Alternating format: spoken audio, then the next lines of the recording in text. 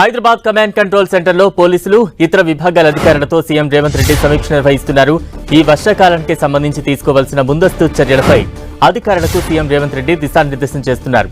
ఈ సమీక్షకు police, traffic, GHMC, విద్యుత్, వాతావరణ శాఖతో పాటు ఇతర విభాగాల అధికారులు హాజరయ్యారు. వర్షాకాలం ప్రారంభం కావడంతో ఈ సమయంలో తీసుకోవాల్సిన ముందస్తు చర్యలపై వారు చర్చిస్తున్నారు. సీఎం రేవంత్ రివ్యూకి సంబంధించి తాజా అప్డేట్స్ అందించేందుకు మా ప్రతినిధి సునీల్ సిద్ధంగా ఉన్నారు. సునీల్, ముఖ్యమంత్రి రేవంత్ రెడ్డి ప్రతికేతనే హైదరాబాద్ బంజారాహిల్స్ కమాండ్ కంట్రోల్ లో ఉన్నతాధికారులతో సమీక్షా సమావేశం నిర్వహించారు. ఈ సమావేశానికి పలువురు ఉన్నతాధికారులు కూడా హాజరు కావడం జరిగింది. ముఖ్యంగా ఇటీవల కాలంలో మనం గతంలో చూసాము, దాదాపు 6 గంటల పాటు కమాండ్ కంట్రోల్ లో సమీక్షా సమావేశం నిర్వహించారు.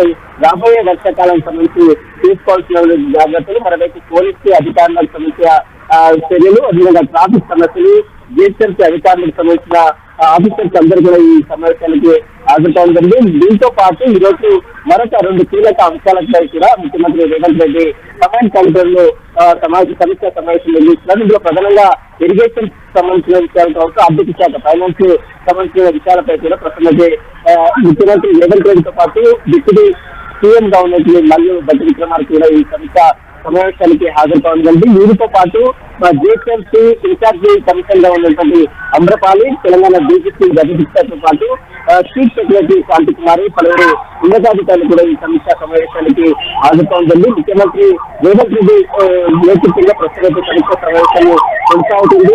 ముఖ్యంగా హైదరాబాద్ నగరంలో జిహెచ్ఎంసీ ఈ పరిధిలో ఉన్నటువంటి లోతట్టు ప్రాంతాలు, మరోవైపు పురాతన భవనాలకు సంబంధించిన విషయాలు కావచ్చు, అదేవిధంగా ఫైనాన్స్ సంబంధించిన విషయాలు కావచ్చు, మరోవైపు ఇరిగేషన్ సంబంధించిన విషయాలపై, మరోవైపు విద్యుత్ సంబంధించిన విషయాలపై, అదేవిధంగా శాంతి భద్రతలకు సంబంధించిన విషయాలపై, మరోవైపు డ్రగ్స్ నియంత్రణకు సంబంధించిన విషయాలపై కూడా ముఖ్యమంత్రి రేవంత్ రెడ్డి ఉన్నతాధికారులతో సమావేశం నిర్వహించారు. ఈ సమావేశానికి 3 కమిషనర్లు, అటు రాచకొండ, సైబరాబాద్, హైదరాబాద్ కమిషనర్తో పాటు తెలంగాణ డీజీపీ గజగుప్తా, మరోవైపు పలువురు ఉన్నతాధికారులు కూడా ఈ సమీక్షా సమావేశానికి హాజరు కావడం. ప్రస్తుతే సమీక్షా సమావేశం మాత్రం కొనసాగుతూనే ఉంది.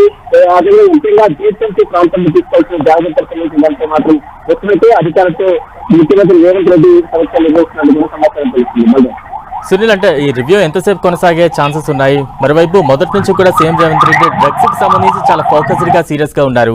ఇప్పుడు ఈ రివ్యూలో కూడా ఆ అంశం కూడా చర్చకు వస్తూ ఉంది. ఎంత సీరియస్ గా ఉన్నట్టుగా మనం భావించాలి? ఎటువంటి కఠిన చర్యలు ఉండబోతున్నాయి?